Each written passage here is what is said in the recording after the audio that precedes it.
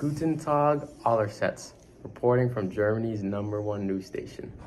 Now, it's been almost 40 years since leader Otto von Bismarck came out hot during the scramble for Africa, taking over parts in Southwest Africa, Eastern Africa, and parts in Western Central Africa. This came as a surprise to many, as beforehand, Otto von Bismarck's initial focus for Germany was imperial policy, trying to just manage and get the newly unified Germany under complete control. Here's a clip from an interview with Mr. Bismarck himself. Here with me today is Otto von Bismarck himself. And I've got to ask Mr. Bismarck, what caused this surprising change of heart? Well, the change was caused due to our diplomatic footing in our great continent. With the ventures into Africa, I aim to increase Germany's diplomatic footing in general. And that was not the only gain I sought. As alongside that, I wanted to deviate France's hostility towards us and aim it towards the colonial ventures.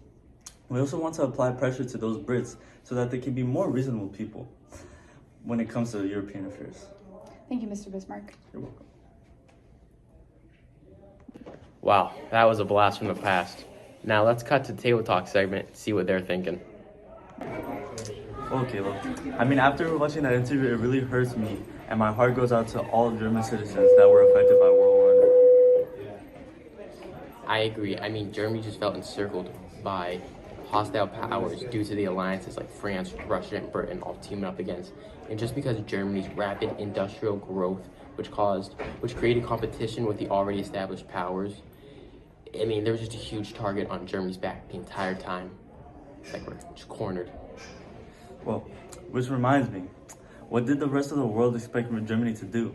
When you brutally assassinate our allies, Austria-Hungary, here, heir to fuck, I messed it up.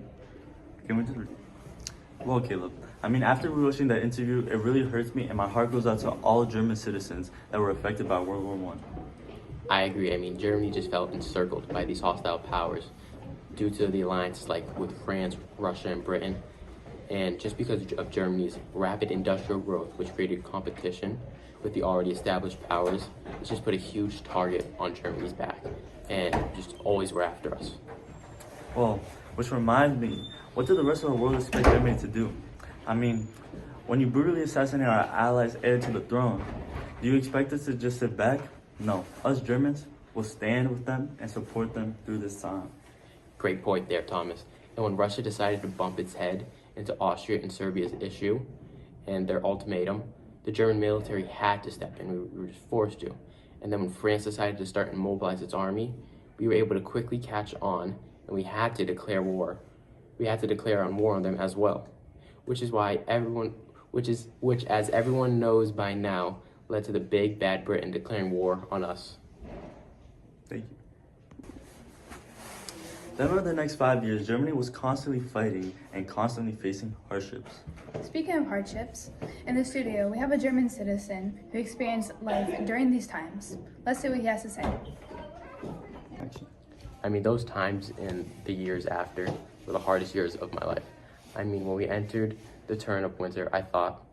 Sorry for interrupting, but can you remind us what that was? No problem. The turnip winter started in 1916 and lasted till 1917. And all German citizens were faced with starvation and malnourishment.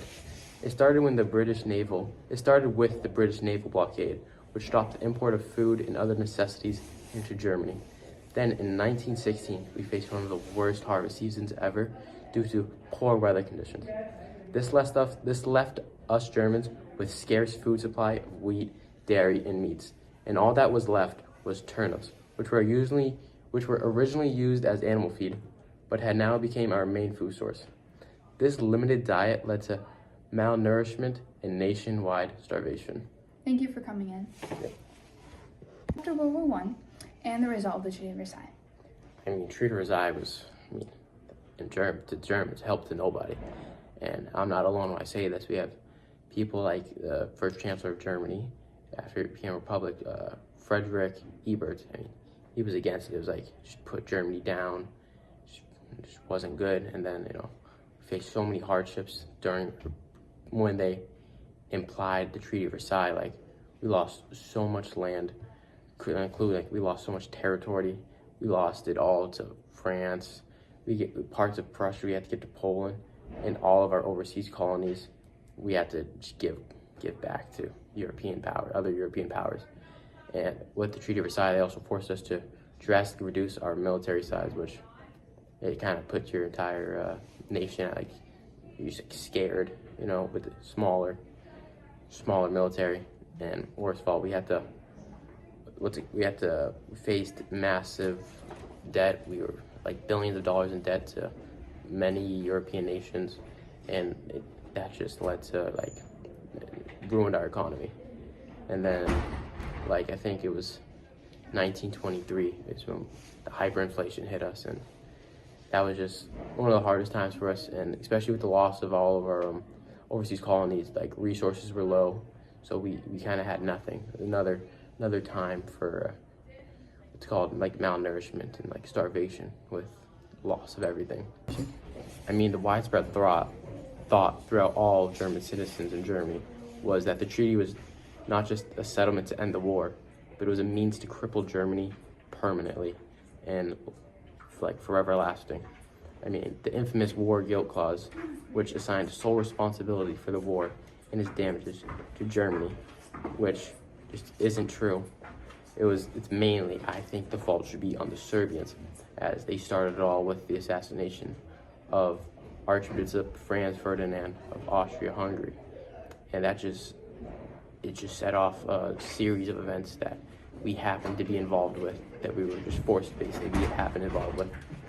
And the belief, I mean, I believe, and many others believe, that this treaty was unjust, and it was very unjust and not called for. We'll be right back with a quick ad break.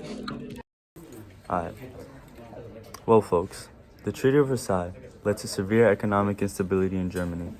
Hyperinflation, unemployment, and poverty became rampant. Do us Germans really want to face these tough times again? I don't think so. So let's stand tall and take back what was once ours. And while we may be facing a hard economic time, there's a shining light and rising. Adolf Hitler and the Nazi Party to gain support. Hitler has come to help in a time where all Germans are discontent. He's promising to restore Germany's former glory, rebuild the military, and overturn the Treaty of Versailles. Do you not feel the humiliation?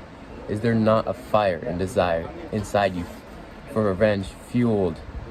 Do you not take pride in being a German? I know you do, which is why us Germans will come back stronger and more aggressive and reclaim what was once ours and bring all glory back to Germany. Indeed. Thank you for this ad break. We're going back to our news report.